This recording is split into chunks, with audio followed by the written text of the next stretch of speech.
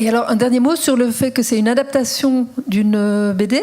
Donc, au moment où, voilà, je ne sais pas qui a décidé que cette BD de Marc-Antoine Mathieu pourrait devenir, voilà. Est-ce qu'il y a un modèle possible là? Comment ça se passait? Est-ce que c'est la spécificité de cette BD-là ou est-ce qu'il y a une accointance possible entre les deux univers Alors, et ça a forgé ma conviction vraiment en tant que producteur interactif, c'est que c'était la première fois qu'on travaillait sur une licence déjà existante, qui est une toute petite licence, mais en tout cas Marc-Antoine Mathieu, dont je ne sais pas si vous connaissez l'univers, mais en tout cas il a des corps fans absolus, beaucoup en France, en Allemagne un peu aussi.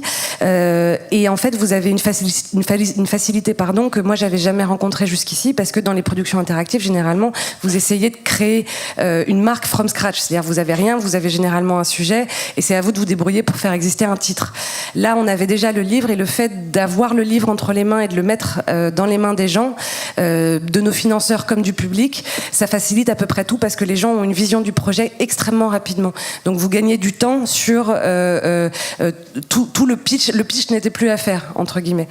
En fait, économiquement parlant, on est aussi un modèle hybride, parce qu'on a été financé. Donc il y a cet apport en BD, on a été financé en partie par une aide du CNC qui s'appelle le DICREAM pour la réalisation du scénario, qu'on a fait avec l'auteur de la BD qui s'appelle le DICREAM.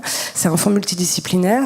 On a été donc coproduit avec Arte, qui est un acteur audiovisuel plutôt, et on a été aidé par le fonds d'aide aux jeux vidéo également du CNC.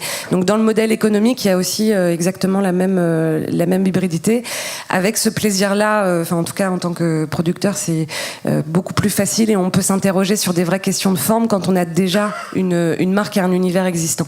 Et l'univers, pour le coup, il prête pas beaucoup à question quand vous avez le livre entre les mains, qu'il est immersif.